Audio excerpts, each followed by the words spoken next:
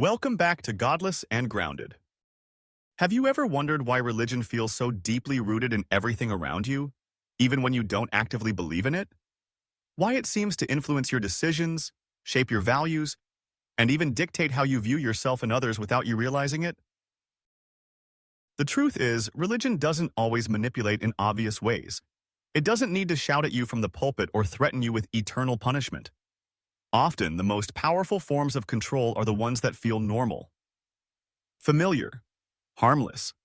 They sneak in quietly, woven into the culture, education, language, and even the way we define right and wrong.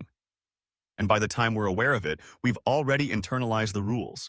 That's how religion manipulates you without you even knowing. Let's start with a simple example. Guilt.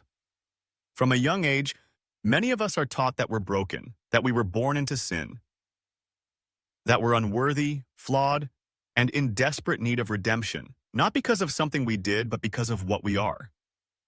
That concept alone sets the stage for emotional dependency.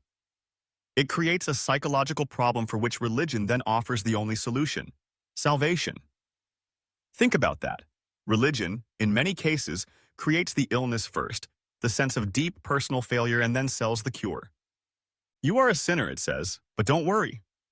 Believe, obey, follow the rules, and you'll be forgiven. It's a clever trick. It's like convincing someone they're sick and then selling them the only medicine that works. Except the sickness was never real. It was planted in your mind from the start.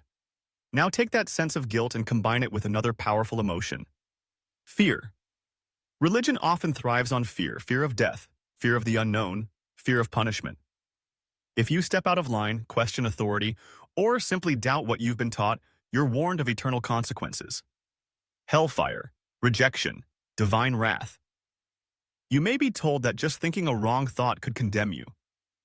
That level of fear doesn't just keep you in line, it rewires your brain. It teaches you not just what to think, but how to think. It conditions you to avoid critical questions, to silence doubt, to accept contradictions. And when fear becomes a permanent background noise in your life, you stop challenging the rules that hurt you. You start accepting them as truth. But it doesn't stop at fear and guilt. Religion also manipulates your identity. In many religious traditions, your faith is not just something you believe, it's who you are. It's tied to your name, your family, your culture, your community. So if you start questioning your religion, it doesn't feel like you're just disagreeing with an idea. It feels like betrayal. You're betraying your parents, your ancestors, your society. You're betraying yourself. That makes it incredibly difficult to walk away, even when the beliefs no longer make sense. Because religion doesn't just occupy your mind, it builds a home in your emotions. It links itself to your need for belonging, love, and approval. And the fear of losing those things keeps many people trapped in systems they no longer believe in. Let's look at another manipulation tactic: reward. Religion often promises an ultimate reward: heaven, paradise, eternal peace. But there's a catch: you can only get that reward after you die. And to earn it, you must follow a strict set of rules, often laid out in ancient books or interpreted by religious leaders. Those rules may involve giving up your autonomy, your pleasure, even your basic freedoms. Now ask yourself this: if someone told you to sacrifice your life in exchange for a reward that you could never verify, never see, never prove, would that sound like a fair deal? Would you trust them? Yet this is precisely what many religious systems ask of people. Work hard, obey, suffer now so you can be happy later. It's the ultimate delayed gratification, but there's no guarantee the prize even exists. It's like working your whole life for a paycheck that never comes, just because someone told you it was coming eventually. And when people are promised happiness in the afterlife, they often stop fighting for it in this life. They accept suffering. They tolerate injustice. They obey authority. Because they're told this world doesn't matter as much as the next one. That mindset can be dangerous not just on an individual level, but for society as a whole. It can lead people to ignore problems like poverty, inequality, and corruption. After all, if this world is just a test, why fix it?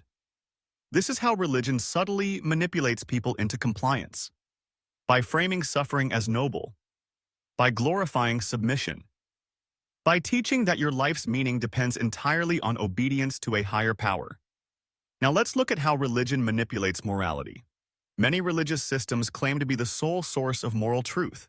Without them, we're told, people would be lost. There would be chaos, no right or wrong. But morality isn't handed down from the clouds. It's built by humans. It evolves with society.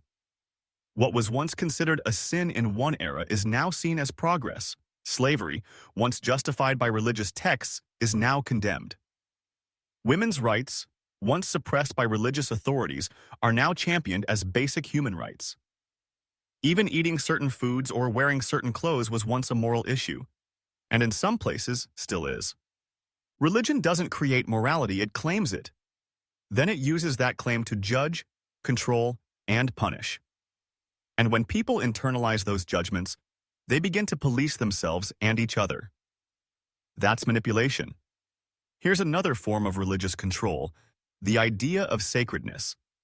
By declaring certain texts, rituals, or ideas as sacred, religion makes them immune to criticism. You're not allowed to question them not because they're logical, but because they're holy. This creates a double standard.